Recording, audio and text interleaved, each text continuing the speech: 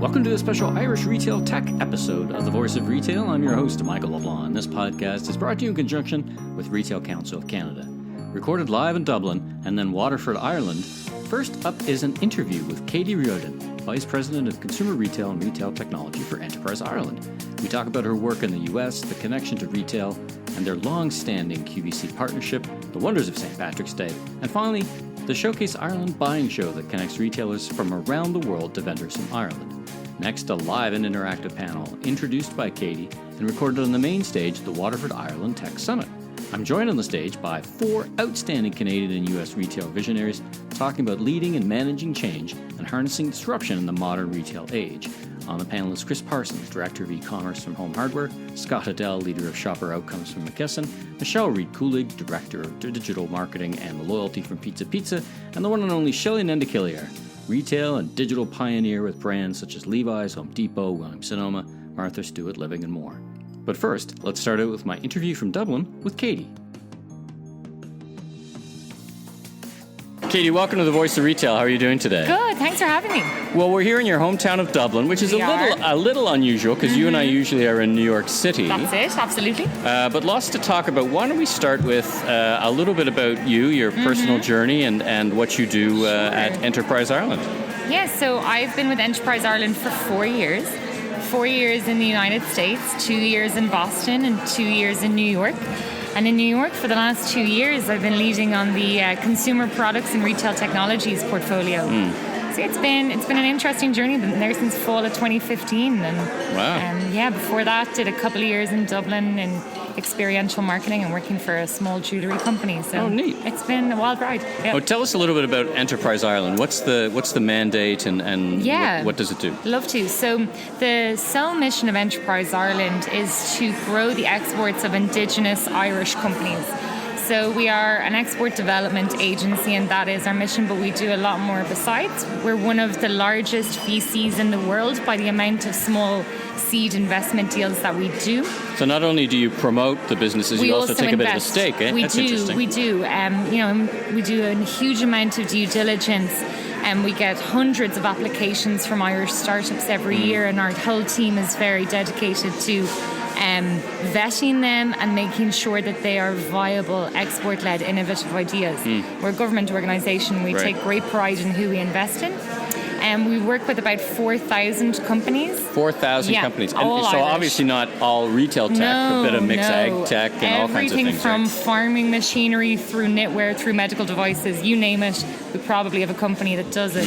And our team of about 400 in Ireland look after that. And then we have, I think at last count, we have 41 offices all over the world, including 8 in North America, 6 in the U.S., 2 in Canada.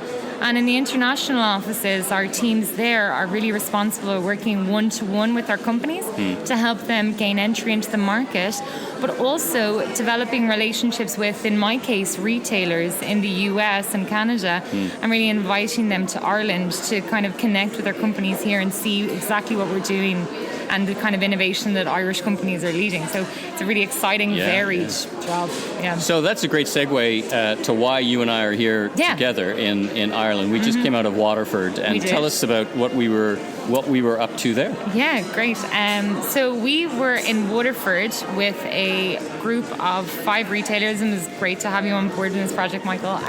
And the reason we chose Waterford is a small city, about 100,000 people.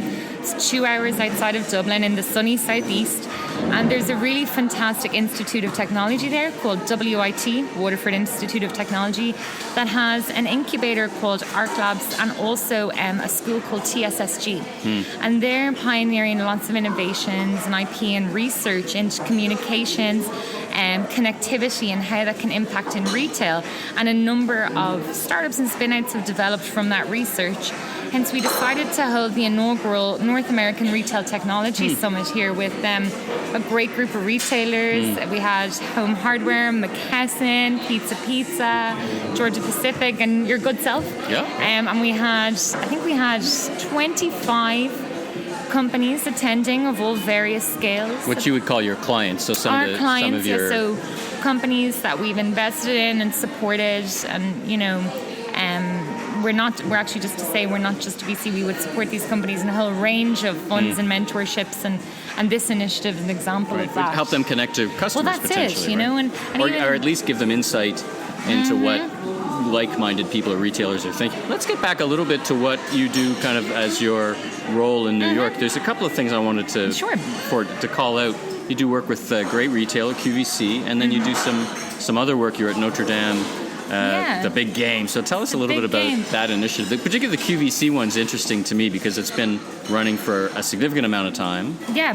And it's just a big milestone in the portfolio, right? Yeah. So part of my portfolio is, you know, this was a retail technology event, but of course a huge sector of my portfolio is kind of more traditional craft items, but it's an incredible group of businesses, many of whom have been in family for generations and who employ many, many people in towns across Ireland and have built multi-million euro businesses.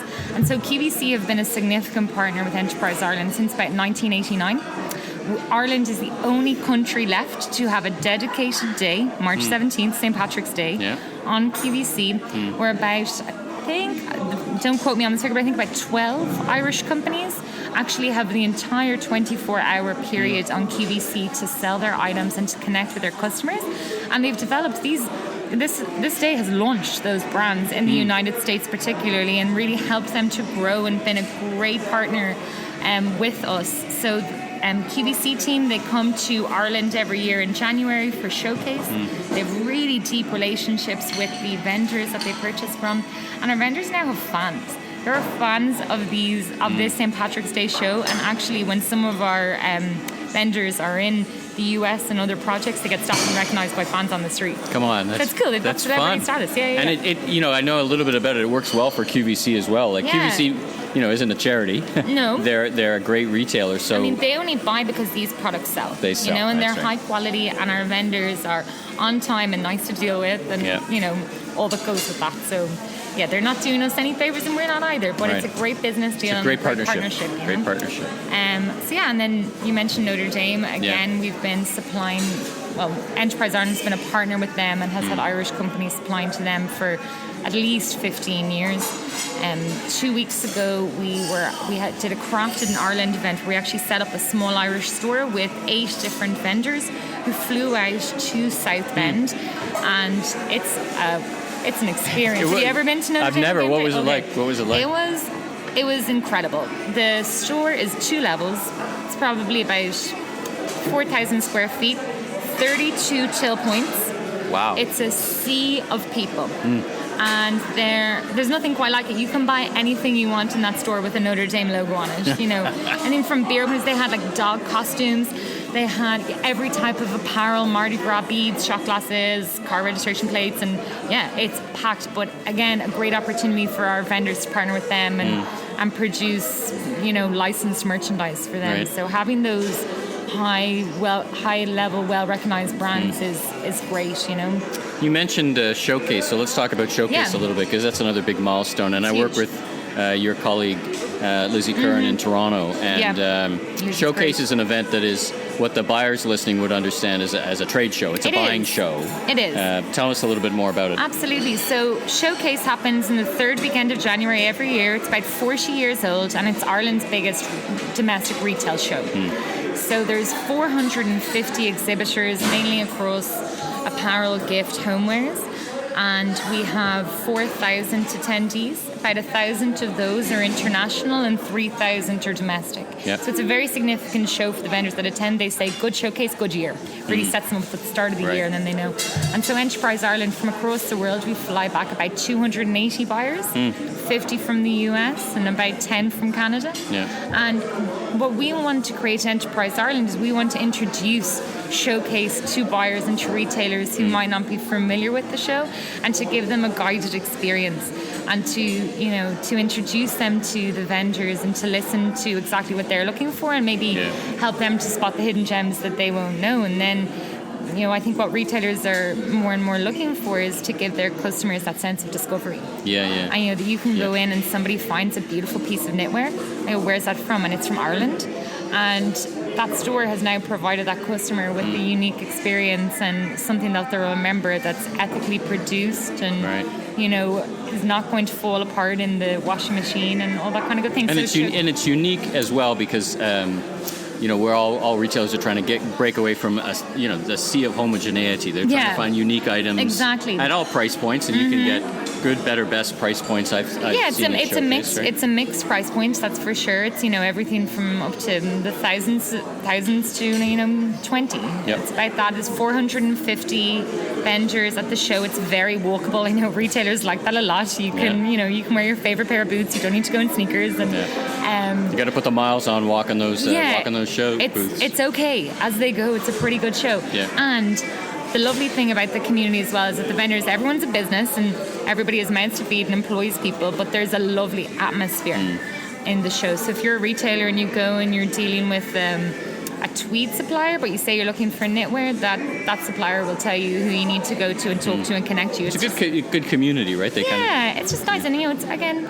business is business, but it's nice when you walk on a floor and there's a sense of camaraderie. Right. And everyone feeds off each other, and that's a nice thing about the retailers that we bring over as well. I get a lot that of the 50 that I bring over, a real high point as well, as they say, I got to, sit and have a coffee with somebody in the industry that I've wanted to talk to for a really long time. Right on. So we have Notre Dame, QVC, St. Patrick's Cathedral, museum stores, Irish stores, art galleries, boutiques, east, west, north, south.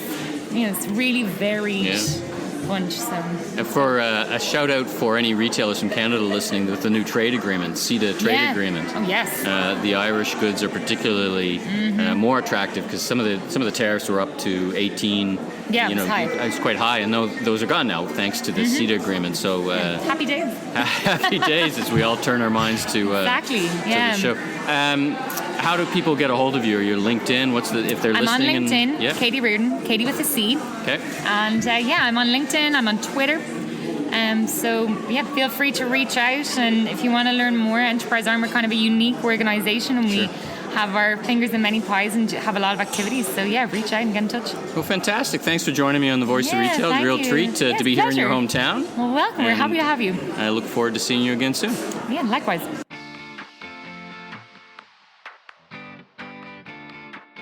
The name of this panel is Harnessing Disruption, Strategic Technology and Cultural Change on the Front Lines. All right, hello everyone again. Ooh, that was loud. We are live podcasting this, so let's have a round of applause for the live audience.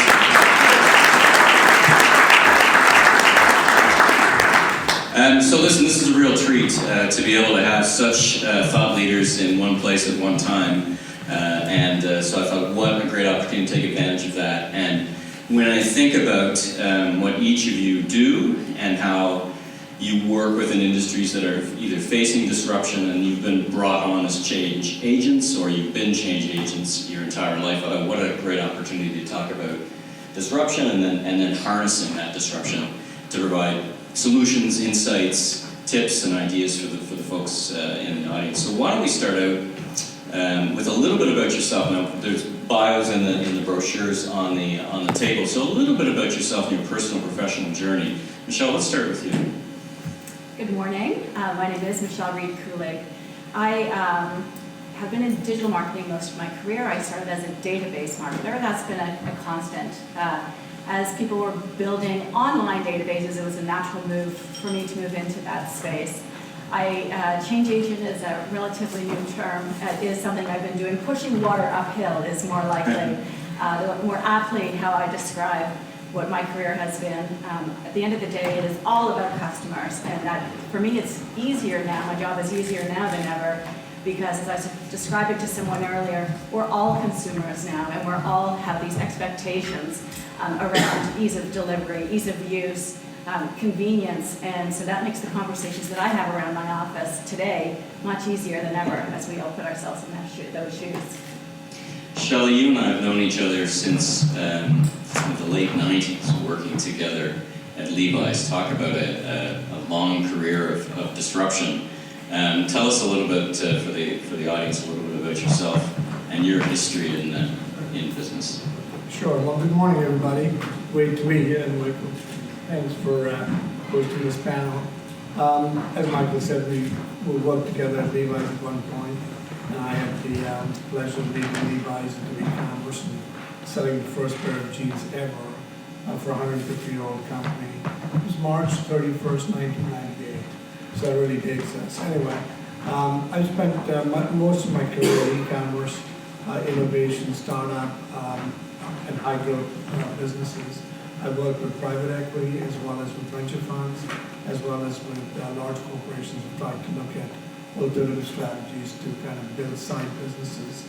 I think it's been exciting. I think my principal focus has been, like Michelle, always focused on being customer-focused, market-based, and somewhat obsessive about the customer need.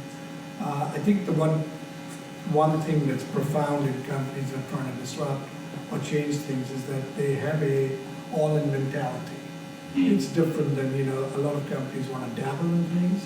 I think the people who view disruption from a more intrinsic opportunity to change the DNA are the ones that really survive and thrive and make the progress to a new frontier. So avoids the curse of incrementalism. That's right. I mean, incrementality only moves the needle so much. I think you want step function change, and to do that, you've got to really invest in a different tomorrow that's, not your legacy past.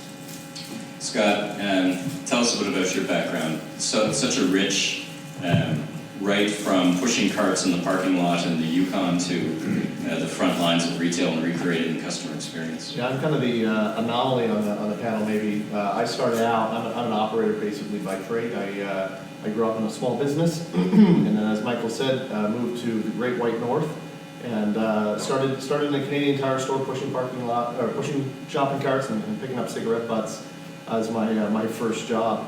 And quite interesting, 8 years later, I was in the executive offices of that particular company, writing manuals for the dealer network on how to order better. The interesting part about sort of my history is everywhere I've kind of gone through or what I've worked on, whether it be Canadian Tire or, I was at Toys R Us for 11 years, I've always looked at things from the consumer perspective or the customer perspective. And I learned quite early, 6 or 7 years old when I worked in my grandfather's and my father's clothing store, really how to focus on that need, right, or the unmet need of the customer. So I've gone from everywhere from, automotive service and parts to toys, which is Toys and Baby, which is an amazing story, to most recently men's fashion brand Frank & Oak. I helped start their foray into retail, so we built their retail arm of that company over 3 years. So that's an interesting one because it was a digital first. Correct. Kind of on the vanguard of digitally native companies that recognize the benefit of physicality in physical stores. Right? The company was the first company actually to win Deloitte's top 500 tech companies, actually top tech company, and we were a top clothing company. Really. So we were the first Canadian retailer to be truly omni-centric. Actually have one profile across our stores, our mobility, and our online web marketplace. I moved out of that company and went to Tulip Retail and worked with Tulip and Apple quite closely on associate mobility and how to actually now start working with that customer and starting to change how they interact with associates in the retail environment. I like that role because more and more retailers are turning their minds less about driving incremental store traffic, which is incredibly difficult now, and more to what happens in the store to drive incremental lift in sales for the people that do get across the threshold, right? And we're seeing that as a trend both in physical stores but also online, but less chasing of numbers and traffic and more building margin into the business, in the core business, right? That's where you see, and that's a great segue, is now I find myself in pharmacare, which I had no history in pharmacare or to be a pharmacist at all. But interacting with customers is a super personalized experience, right? So, coming now and driving innovation for McKesson, right, and how their retail stores go and interact with people and creating a new patient experience, taking all of that cumulative operational work, it's created a new opportunity for me, I think, and quite fun results that we're seeing now in what I'm doing. Very good. Chris, tell us about yourself and a little bit about home hardware as well, because it's such a fascinating business. Yeah, sure. I'm Chris Parsons, Director of eCommerce for Home Hardware. Thank you, everyone, for allowing us to be here. It's been a great experience so far. I cut my teeth at a small place called Walmart Canada, creating e-commerce literally with Dreamweaver and HTML for Dummies. Built their e-commerce platform in 2004. then went on to another company, Newegg.com, ran their global division, launched 8 countries for them, and found my way just 6 months ago to Home Hardware. Home Hardware is a franchise type of model. We have 1,100 locations across Canada, where Michael was stating earlier in his presentation that most Canadians along the border, our customers are not. Our customers in rural areas that may or may not have great internet connection. The shop, all the customers are local to the community, and we're really just starting to embrace digital. Now that the Wi-Fi system in Canada is better, consumers can actually shop within their local markets, and it's now a reality for our store owners that digital is disruption for them, whereas before they were kind of protected because the service was so poor that the options weren't great to shop online. And let's start with you. Let's talk about what disruption looks and feels like where you work. So your category, home hardware, home building, was significantly disrupted over the past 20 years when the big box stores, the Home Depots, the Lowe's came to market. And what made home hardware great and continues to make them great is their knowledge of the local market, right? The franchisees know their community. But that was tremendously disruptive, and now you've got another phase of disruption with e-commerce and online. So tell us about how that's playing itself out in your organization. Sure, it's basically death by 1,000 cuts if we don't pay attention to it, because Loblaws is even selling home hardware stuff as well, right? Measuring tapes, all the do-it-yourself type of customer. So it's everybody's getting a dollar store has a number of options for our consumers now. So, and with digital, you have Amazon who plays a big part, but where we really try to thrive, and you touched on it a little bit, is with our service. Our associates are very strong on product knowledge. They try to remember everyone by name. They create an experience for that customer when they're in store. While we still have a lot of opportunity, we have these great hubs within our location, whether it's a key cutting section, a paint section, to really blow those up and make them a little bit more Apple-esque within our stores. That's why people shop with us, is for that, if you ever watch the show Cheers on TV, Norm comes in and everybody's like, Norm. That's how our customers feel when they walk into the store. They know that, if they had a leaky faucet, that Jim, the owner of that store, has fixed it, and now he's got some new solutions for maintaining that throughout the lifetime of that customer's journey. So you don't get that in the big box store. You're yelling for support and trying to find some guy that says, oh no, that's not my section, I'm over here. We don't operate like that. We really take the customer to the shelf and walk them through that whole journey. It's a fascinating business because at once it's rural and thrives by its connection, but at the same time now you're operating in a much bigger environment where you need to really rethink how do you keep that element of the business, but at the same time move into the next century with what I referred to earlier as this Amazon effect is kind of washing over everyone. But how do you keep the essence of what's made you great and as opposed to but, right? Agreed. And one of the philosophies I have, thankfully, I had some experience at a company that's out of business now, but it's called Future Shop. And one of the things I learned there was this approach called GUEST. So greet, understand, educate, secure, and thank. And what I find from a digital standpoint, that whole sales journey is missing, because we sell a lot of selling item at a price. You don't treat anyone like a guest. They just show up to your web. So how do you take that in-store experience and create something more fulfilling with chatbots or et cetera on a digital experience, and really understand your shopper before you just serve up, here's a product, the next Dyson at $299, and you just bought a vacuum last week. How do you get out of the item price game? Right. Yeah, solution selling. Michelle, your recently arrival at Pizza, and you and I were chatting about when I was growing up, it was a revolution. Talk about disruption, where Pizza took what was a very fragmented industry of mom and pops and did something as simple but pretty revolutionary of one phone number. So no matter which city you went to, you called the same phone number for pizza. And so in its time, such a disruptive company, but now that, again, the forces of disruption are washing over your business writ large. We talked about the Uber Eats and the delivery, and home delivery is nothing new to the pizza business, but tell us about how that's affecting and how you're thinking about that in your organization.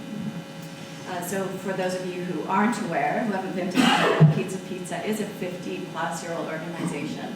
And similar to the franchisee model that Chris was just describing, we have over 700 locations across the country that are franchise-owned and operated.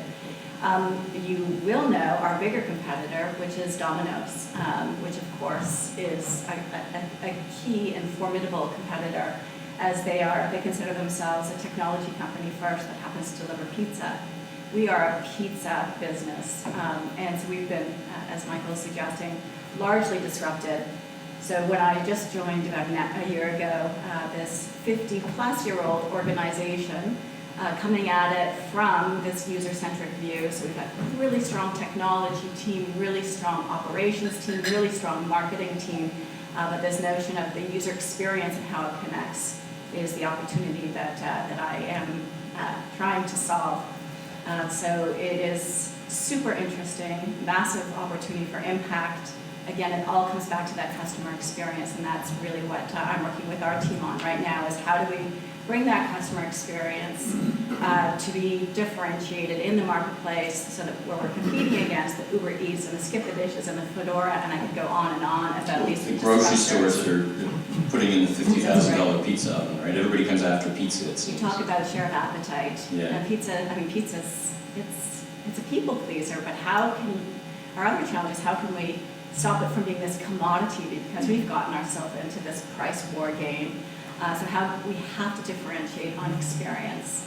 Right. So that's our opportunity and our challenge.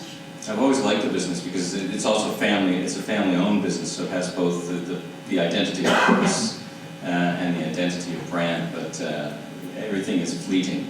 It is family-owned. It's also traded on the Toronto Stock Exchange, which makes the sales dynamic interesting. So we're only as good as last year's sales. So there's a lot of pressure on sales as well, which, of course, being in the e-commerce space is exciting and interesting because you just need to sell lots of pizzas. Yeah, nothing new for you, for sure. Right. Shelley, you've gone through a characteristic of your career has been disruption and looking at businesses, and you've been the disruptor and you've been disrupted at the same time. Give us a sense of how you see disruption in the various businesses that you've got experience in and what you're doing today. So disruption is interesting because I think it comes from different places. Usually it comes from the least expected places. For example, today I'm in a company that manufactures a lot of paper products, and they have a lot of paper usage in our dispensing system. So if you go to any of these large venues or arenas, you see a lot of paper products and wet chemicals for hand cleansing in the bathroom and different usage areas. So interestingly, one of the biggest disruptions in that space is air, right? Because people are moving away from paper and saying that that's not a sustainable long-term green solution. So we're looking at different kinds of ways of powering that up. And so what I've sort of seen mostly in many of the businesses that I've been part of, so when I was at Home Depot, the biggest disruptor on the block was, Amazon. When I was at Sonoma, the biggest disruption on the table was, sort of solar tops and something else, changing the different methodology of the business model. So I think what I've kind of sort of zeroed in on is sort of the basic, which is going back to customers and understanding what needs being unmet, and trying to think about the consumer experience, the friction in your business, and the opportunity from a customer lens perspective. And so again, sort of looking ahead, I think the biggest challenge we face is we still envision a world that belongs to boomers, when really the transition is the millennial set. And their pattern of consumption, their love of technology, their familiarity with technology is very different from people like us who adopted it, and they're digitally native to it, right? So their whole outlook about use and consumption is as different as our parents were in the way they consume things we do. And so I think the thing that gets in the way from us thinking through disruption and effective ways to think about the next set of customers and what their needs are going to be, and how to fashion a model that allows you to live today and plan for tomorrow. What's interesting is no matter the size of the business Home Depot, not a small neighborhood business, but it still feels like it's being disrupted. And these major players still have someone coming next who can change things. And then what you're saying is that the biggest thing that's coming next is generational and the different attitudes. And I think I'd be interested in your opinion, because it feels like this generation is more disruptive than the last. But maybe that's just the perception, because we're living in the rental economy and the perspective on sustainability. But maybe 30 years ago, that's what folks 30 years ago thought about the generation coming up behind them. So is this just a non-ending cycle, or is there something different happening today? So I think there are two or three large forces in there, right? So one's the generational piece. The other is the investment in technology. I don't think there's ever been that kind of technological investment in terms of number of people around the globe in large companies doing innovation and disruption. So if you think of Samsung, Apple, Google, Amazon, and these four alone probably employ more people in these technological innovation projects than has ever been employed in the world up to this point in time. So that's huge. And I think the other piece is the rate of adoption is changing. I think generationally, I think our kids are much more adept and faster in embracing technology because it's native to them than we were in our lives. So I think that's another force that's playing in. And so I think these three forces, generational, technology investment, and the adaptiveness of the new generation is sort of ramping up the change factor. It's interesting.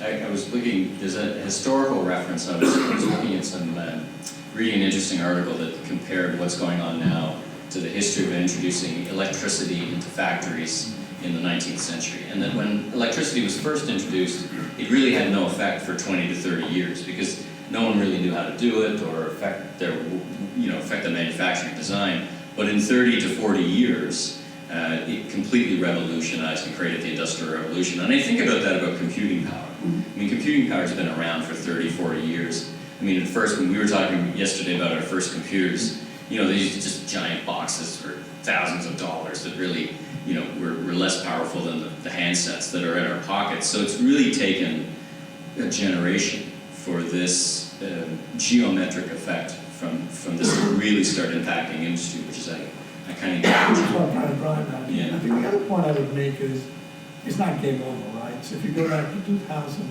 who were the giants out there? AOL and Yahoo. Yeah. Look at them today. Yeah. So I think this is just the start of the revolution. There's more to come. Right. Lots of it. If we even think back even more recently, when you think about the Amazons of the world, they seem undefeatable. They seem inevitable, but you cast your mind back to 1978. So in 1978, anyone know who the biggest retailer in the world was? It was Sears. So in 1978, the biggest global retailer was Sears, and they seemed unassailable. They seemed so powerful. When I launched HBC.com, so Hudson'sBay.com in 2000, we just hoped to put a few dents in the Sears business. Like, they had a catalog business, they had distribution, they had it all, right? We were like, oh, if only we could just touch what their business is. Well, Sears is gone and bankrupt from the Canadian market 20 years later. So that what seems inevitable some days isn't the case. Scott, your role is to really reimagine with your background and indexing or triangulating what you see. You're trying to reimagine the customer experience in a category that hasn't had a lot of reimagining and is huge, right? So McKesson is the 6th largest organization company in North America. So you're not a startup. So the mentality of a startup is not exactly pervasive, potentially for all the right reasons. But how do you do, and what do you do in your category? Yeah, so I think that's the fun part about being or coming into McKesson for myself is it isn't an industry that's been disrupted really in 100 years. Your pharmacy experience is very transactional. You have a prescription, you go in, you give it to somebody, you wait your time, you take your pills, you take off.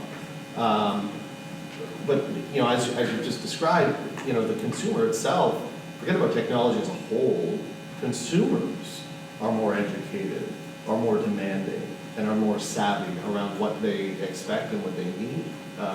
So it creates, the longer we go down this path, or the further we go into the future, the more savvy disruption needs to become, because there's now legislation around things like privacy and how you interact, and they have rights now as to what you can and cannot do. I mean, quite frankly, disruption was a lot easier 20 years ago when you're coming up with the first APIs, or even 10 years ago, the first apps.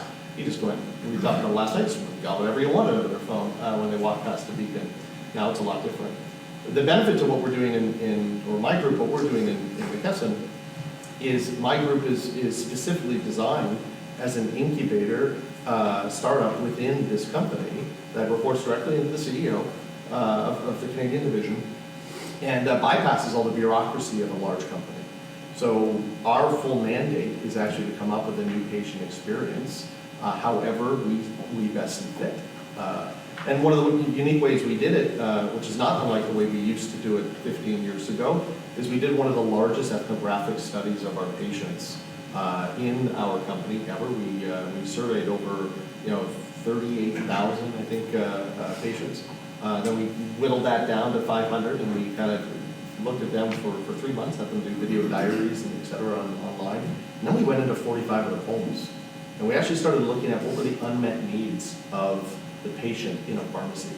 And we created sort of the 13 ingredients of what would make a successful experience. And then we whittled that down, and it really whittled down to 3 things, which was, patients wanted an easy pharmacy experience, and easy, is articulated in 2 different ways.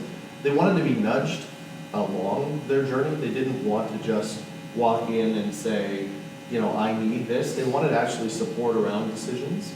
And then the last piece was feeling supported. So after my care, how do I feel? And it would be nice if someone checked up on me. And in a public healthcare system like Canada, you get your 3 or 5 minutes with that doctor to give you a script. Well, that may or may not be right. And if you're wrong, you got to go back. You got to wait again to get to your doctor. How can we extend that within the pharmacy? And then, to do all of that, that's a lot of work in itself, understanding it. When you go and you recreate the experience, in order to get it right, you have all of this data. And then we built the store unconventionally. I built the entire store in VR, actually, as an example, before I even swung a hammer.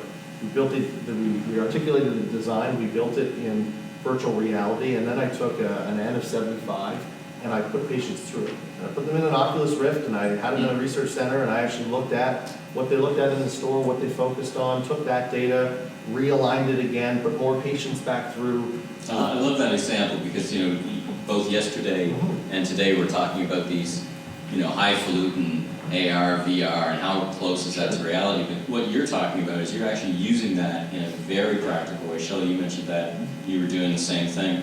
And this Oculus Rift kind of allows an environment to overlay consumer experience, right? So you're actually doing store layout today. Not even more, Michael. So where you take something like that, and one of the hurdles we have, and I'm sure most of the people in this room would have as they're talking to retailers, of course you follow the same pattern. The investment in something like that is always a hurdle, right? Oh my God, how am I going to spend X amount of money to build a VR store? What we found was all of these branched off uses after. Now we use it for employee training, and we use it for workflow management. Do we have enough room between, structures, or if I wanted to have a pharmacist do this and this, just give them the handles, and can you actually move, things from point A to point B, and how do we make it more efficient? So you can find some of this technology, if you think about it the right way, recycle it and recycle it and recycle it within usage, is one of the challenges. And I think that's where innovation really comes from, is you look at something, you use it for a benefit, and shy of what our society is used to now, which is the disposable component, throw it over here and look for the next thing. How do I actually recycle that to gain more benefit?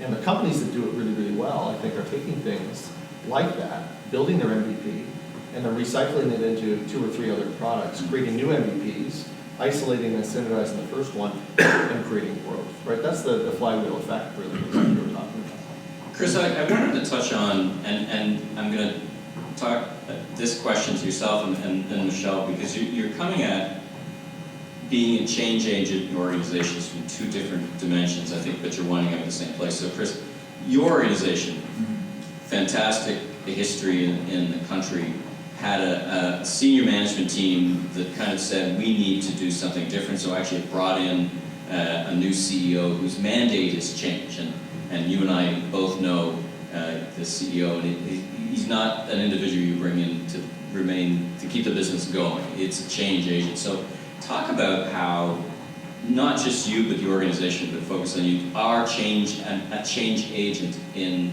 an organization that's not used to change. What's that like? And I ask the question because everyone, I think, in the audience is looking to find or seek that change agent to become an advocate for change, to adopt new technology, or even just to understand or look at new technology. And that's what's common amongst all of you, is your abilities to be those change agents. But how is it going basically at an organization like Home Harbor? Yeah, Kevin, our CEO, has been there for just about a year now. I myself have been with them for 6 months. As far as change, the first 3 months that I was there, it was just absolutely dreadful as far as culture is concerned, because these people, 30, 40 years of experience, the dealers have owned their store, they've handed it down to generation after generation. And they've been very successful. I think the other layers, $5 billion business. It's one of the top businesses in the country, and they were successful when many thought, when the big box stores, the Home Depots and the Lowe's came, that you were in big trouble, but you really thrived. And they said, well, listen, if we can beat back that, we must be doing something right. And they're doing a lot right. So the key message is we're going to build on what they're doing right, and we're not just going to throw out everything and start fresh because we think we know it all. So we're being very respectful. We're doing town halls across the country. I was speaking earlier that I'm flying right across the country, fortunately for us in January, which is great because I know how many flights are going to be canceled because of snow. But it'll take you a week to get across the province. That's right.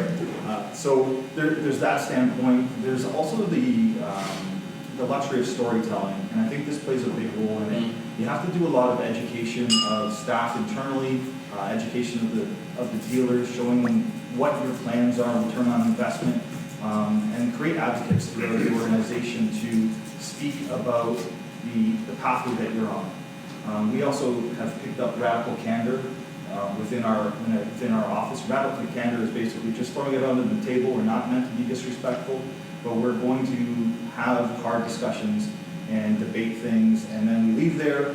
And the best way I term it is if you think of West Side Story, once you're a jet, you're a jet. So basically you go into that room, you put your stuff on the table, you walk out of that room, and you're aligned. You do not go into another meeting and say, well, Kevin said we're doing it this way, so we have to do it this way.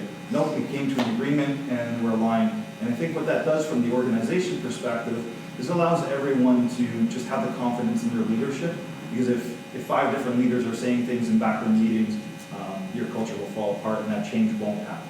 I love that point about culture, Michelle. There's that saying, classic saying, culture eats strategy for breakfast. I guess appropriate in your business. Talk about how you were brought in.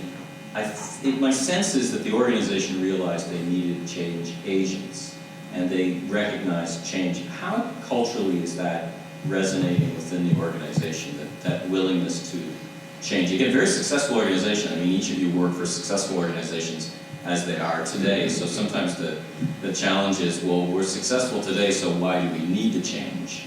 Sometimes that's more obvious than others. Talk about it in the pizza business. Well, you're absolutely right. There has to be a burning platform, a need for change. And in the case of Pizza, it has been a very successful organization. Again, pizza is one of those things that people just love. It's easy to order. It's easy to enjoy. So for me, I think very fortunately, and clearly one of the reasons why I joined the organization is that they have always had a strategic priority of innovation. So Michael talked about this consolidated phone number, insulated delivery bags. They were first to market with that. And the organization developed an app 12 years ago, a pizza ordering app, which was also very innovative at its time. So that is in its DNA. The how part is the more challenging piece. So for me coming in, again, no one had been in this role before in the organization. There were a couple of people who perceived the need, but it wasn't widespread.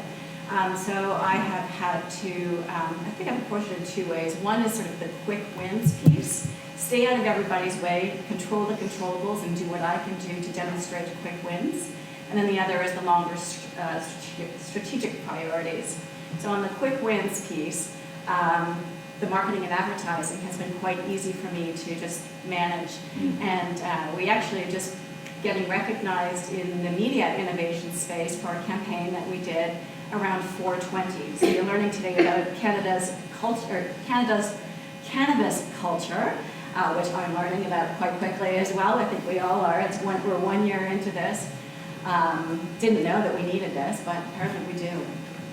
So the cannabis culture, we recognize through data-derived insights that there was a correlation between people searching for cannabis late night and pizza late night. So we put the two together in a sort of a clever and witty search-based Google campaign. So that when people were looking for cannabis, our pizza offering was right there for them with late night delivery, so they didn't need to leave the home. So really simple. When they're locked into the couch, it's all for you. That's right. And the 420 piece is an important part for those who may not know of the cannabis culture. So 420 is the history that it's funny. That's my room number in the hotel. So it all Zen-like is coming together for me. Not that I have any, because I know it's not cool here. By the way, if you ever travel to Canada, one of the most interesting things that you'll see is at every airport there's large signs. Don't take your cannabis out of the country, put it in the bin here. So there's large bins of cannabis now in every airport, because you can travel within the country, you just can't travel without, just in case you forget. But the 420 is a cultural connection, and it's celebrated on April 20th, right? So it's a big day. So it's interesting that you could kind of latch on to that and be part of that in your reality. That was a quick win. On the strategic priority piece, rebuilding our loyalty program. And so that, I really believe, will help us break through this commodity price-based piece. So that helps create conversations within my organization and obviously on the customer side. So it's a little bit more heavy lifting. We need this loyalty program to really differentiate, personalize by each different customer. It will take a little bit longer, and the storytelling piece of helping people in our organization understand how this will drive business, recruit revenue, traffic, etc. Using that common language is really important. Shelley, I think and I know this to be true because I've been at the same table with you, where you're seen in an organization as the disruptor yourself, and in an organization culturally, even back to the Levi's days, that was pretty good days for Levi's. It was the edge of the baby boom, lots of 501s just before the introduction of Docker, so it was good times, yet they perceived the need, as did you, for change.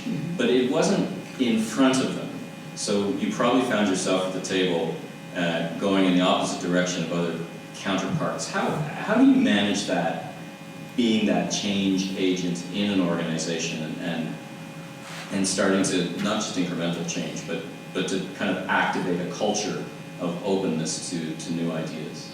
And you've hit on the main thing about change. I think the cultural, sort of issues around change is the largest, right? So I think, when I was listening to this conversation, I'm thinking about how people are repositioning the concept of change in new words like transformation, right? Which is a much more positive outlook. And it sort of talks to the butterfly metamorphosis rather than change, which everyone sort of goes into a corner and cringes. Frightening change. So the language around change is changing. It's the positive thing in a way. But you're right. First of all, I think in your heart you've got to feel you're doing work that is a meaningful mission. And the people you charter on this mission are going to bring about a better outcome for your customer, for the company, and for all the key stakeholders. So you've got to believe that, because it's not an easy journey. You get a lot of arrows on the way. You're the first over the hill, so you get all the love that's waiting for you on the other side. As they say, that the pioneers get all the arrows in the back. That's right. And the other side of it is also when you're sort of starting the journey, you're sort of taboo. When you get too successful, you get smothering love. So either ways, you're in sort of the struggle spot, right? There's no win from that. And so you just have to develop a really thick skin and a level of sort of, inner strength on the team. So that the whole team thinks that this is a journey where you've got to take the hill and you've got to bring people along with you. So that's been a defining characteristic when I look at your career is the individual, but that you build a team or assemble a team, some internal, some external, that really assembles a team that has that shared mission. And Chris, you've mentioned that as well, is that it's hard to be an individual. True. And eventually you need to build that kind of team of like-minded people. Absolutely. Right?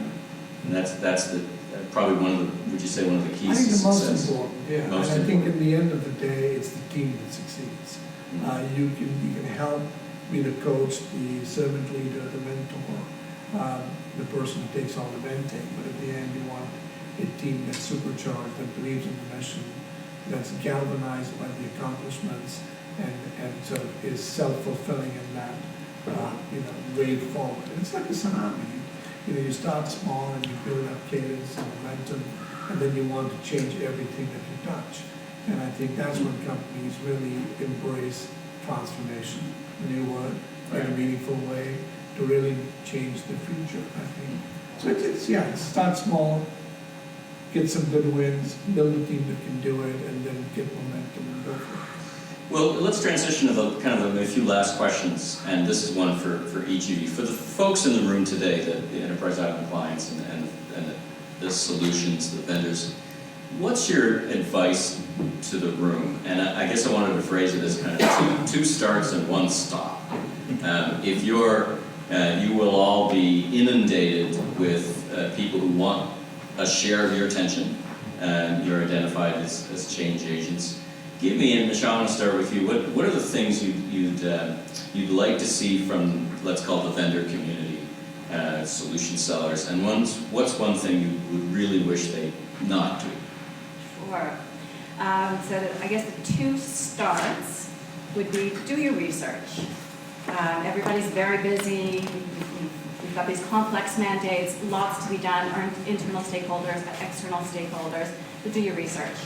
And related to that is understand what you can do to where that fit is. So connect the dots and make it very clear about how you can connect the dots. And the stop would be, don't ask me to do that for you, to connect the dots is, I guess, just the antithesis of that. Don't expect that you can have the best elevator pitch ever and expect that I can correlate that because I'm thinking about a million different things. So just make it as simple as possible. You're passionate about what you're doing, make me feel passionate about what you're doing as well. Chris, you've had a career of meeting new ideas and vetting reality from perhaps the pitch. What's your advice? If you looked at our calendars, specifically my calendar, it's packed for weeks in advance. So when you're sending out emails saying, can we get together this week, next week, trust me, I'm thinking 3 months from now in my calendar to get together, and then hopefully that falls into line with you guys in a budget cycle, because if my budget's big, there's no way I'm getting to you for months after that, because the reality of my business is, while it's a good idea, if it's not within budget, it's not happening this year unless there's a really strong business case. And the other thing that internally I challenge my team is, the example I used when I started, we were 46 weeks of not making our numbers. So understanding our numbers, I think everyone here, the reason we're successful is we know our daily numbers, we know our conversion rate, we know our average basket size, we know what our targets are, we know how much growth on each of those levers we want to grow. So when you come in with a significant request that has dollars attached to it, is that helping my basket size? Is that helping my conversion rate? Where am I going to make up those dollars? Because the dollars are not free. So when you're thinking about how to engage with that, in your initial email, I can increase your conversion rate by 0.2%. 0.2% will double my business rate now. Right? Basket size increase of $10 will essentially double my business rate. So in your communications, think about how you turn it back into a return on investment, and then I'll have time for that email versus, like I was joking last night, I was literally up until 1 o'clock doing my full-time job last night of going through emails, and out of the 300 emails, there was 100 there that I would just delete.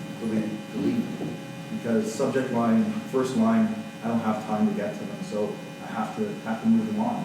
So I guess that would be my advice for anyone. And it's not that we're trying to be jerks, it's just, there's just only so much time in a day. You touched on something interesting, and I wanted to reflect on it with the folks in the room. When I talk to vendors, they sometimes become frustrated at the timelines around. Listen, we've been talking for months, and I think that's a factor of two things. One is just the natural business cycle, and you touched on it. Very interesting. That look, my budget is based at a certain point in time, so that's a good thing to understand for anyone you're in front of, because there's a little. Most of us would build in a little bit of budget to do some fun stuff outside of the larger budget cycle, not always. And even though you save that, depending on how the year is going, Let's take it back. let's take it back. Yeah, it depends on how clever you are at hiding the contingency. That's right. In the where did you put that? Which drawer did you put the contingency fund in?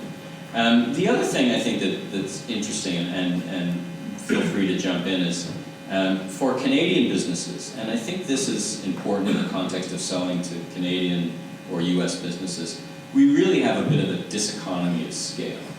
And that's the thing I've found most frustrating for vendors, is when they talk to Canadian businesses, they go, oh my God, it takes you so long to decide.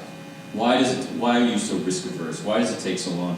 And the reality is that you may be selling a solution on both sides of the border, for example, or in Europe, but its impact in the Canadian business is huge, right? We're only 10%, for example, the size of a U.S. market. So the decisions are much more impactful.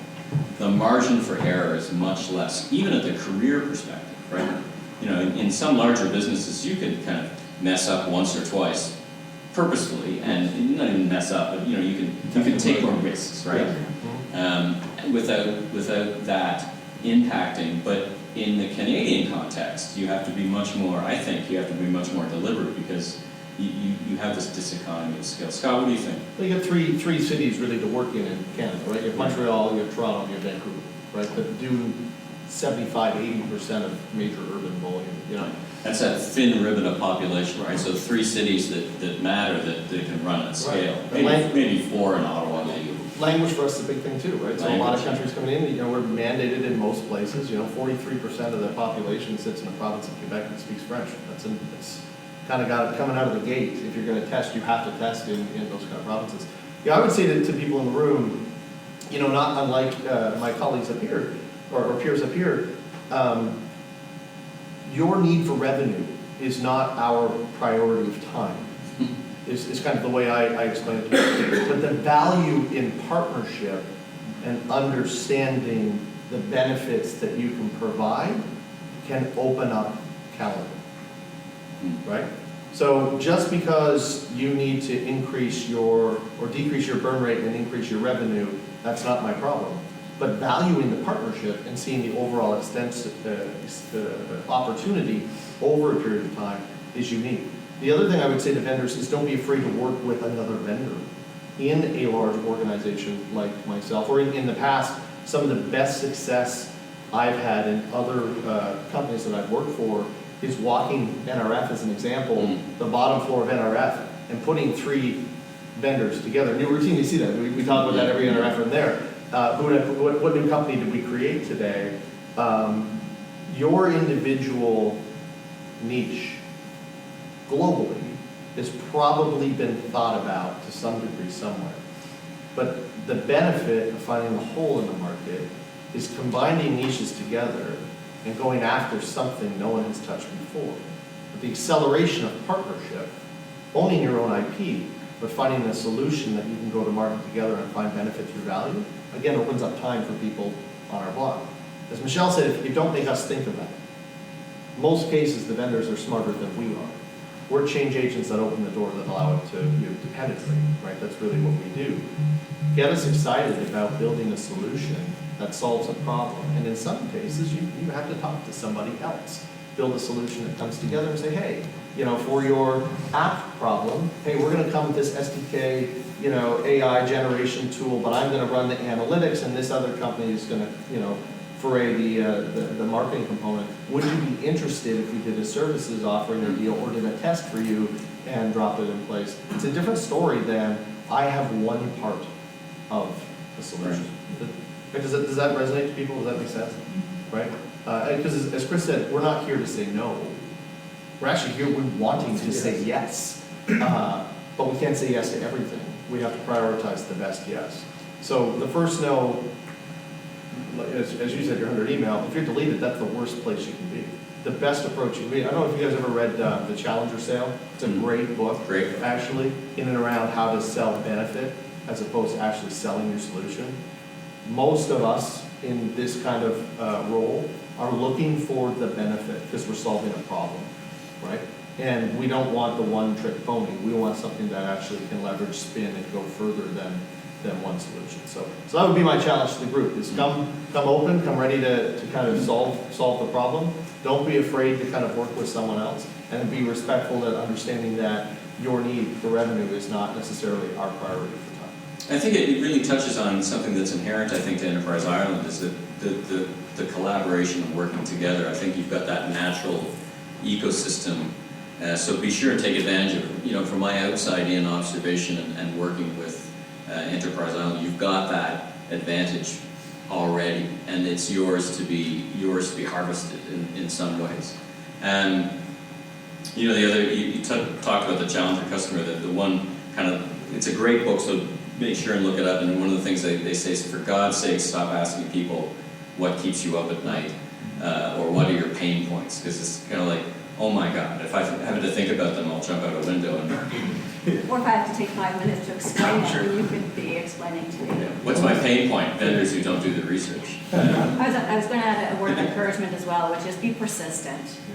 Take that passion and be persistent, because you know that you're dealing with busyness. Because it might just be that it's nothing personal. It's nothing personal. It might just be that one moment where I'm about to switch gears, and I can have spend a few minutes of open-mindedness to pay attention. So persistence does pay off. It's funny, I think of the, you mentioned AOL, the AOL strategy. If those of you remember, they used to send out basically a disc to get their dial-up, and they'd send out, basically you'd get a disc every week in the mail. And I asked the direct marketer who was running that in Canada, why on earth do you bombard people with discs? And he said, well, at some point you're going to get frustrated with your ISP, and you're going to open the drawer and there'll be an AOL disc there. So, a little bit of carpet bombing of discs, but it's that, that niche of an opportunity, right? That thing. Shelley, you again, I've mentioned it a couple of times, but in your career, you've had a lot of pitches. Yeah. You've looked at a lot of technologies, and part of the art and science of what we all do is kind of sussing out what is the potential and what is the reality. What's your advice to the folks in the room around starting to do things that they may not be doing, and just, for God's sake, stop doing the following thing? So a lot of the stuff that I've heard here and have said, I'd echo. At the risk of repeating, I think there are probably 2 or 3 things that come to mind. One is, I think, understanding the risk profile of the company you're targeting. So different companies with different size have different risk profiles, and they act very differently. And I've sort of experienced that in my career, working both in Canada and the U.S., different size companies. VCs go much faster, as private equity are more money-centric, and then large traditional companies haven't yet learned that, the world has changed. It's not that the large eat the small, it's the fast that swallow the slow.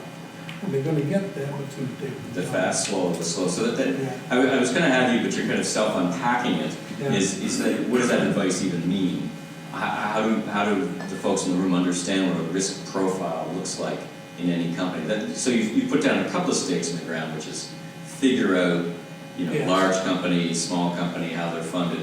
Exactly. So because I think they all have different kinds of motivations. I think the base of thinking that through is to go back to some of the comments that you heard here, which is really to sort of apply good economic thinking. When I think of opportunities, I always go to size of prize and the net ROI on this project. So I'm not averse to spending millions of dollars if I can generate 100 million of revenue. I'm averse to spending a nickel if I can't get a dime back, right? So I'm pretty focused about size of prize and the big scheme of things, how to prioritize that on any kind of ranking, right? So the bigger things would be the first ones I'd go after, the smaller incremental things less. Because, it might have a lower risk profile, but the returns are also subsequently lower. So I would sort of think more economically, and I would go back to the benefit statement. Because really, the solution is what you guys get crazy about and excited about. And to get us crazy and excited about that, the value and the benefit that we can give to our customers is sort of the primary driver of that. Well, that's an interesting statement. I mean, and you said this already, that you're customer focused and size of the prize focused. And I think, putting a step in that direction and thinking with that framework is important, right? And then the thing that I think I find amusing is, so when people say, what keeps you up at night? I say, nothing. I sleep like a baby. I love doing that. Nothing keeps me up at night, really, because I have to be at work in the morning and I better be awake. So I try and sleep all night. So don't answer that question. I mean, people have so many problems in the big million of things, right?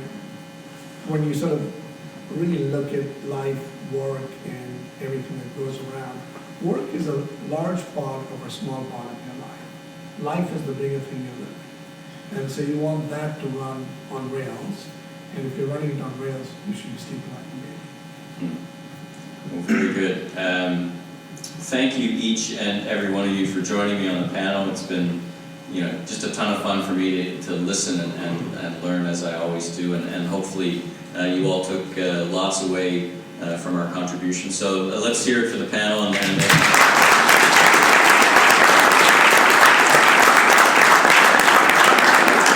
thank you, and I'll hand it back over to Katie. Come on up. Thanks, everyone. Thank you. Well, that's a wrap on this special edition of The Voice of Retail. Thanks to Katie and Enterprise Ireland for being our generous hosts, and Chris, Scott, Michelle, and Shelley for being my guests on this special episode. If you like this podcast, you can subscribe on Apple iTunes or your favorite podcast platform. Please rate and review, and be sure and recommend to a friend or colleague in the retail industry. I'm Michael LeBlanc, founder and president of ME LeBlanc Company, Inc. You can learn more about me on www.meleblanc.co or, of course, on LinkedIn. Until next time, have a great week.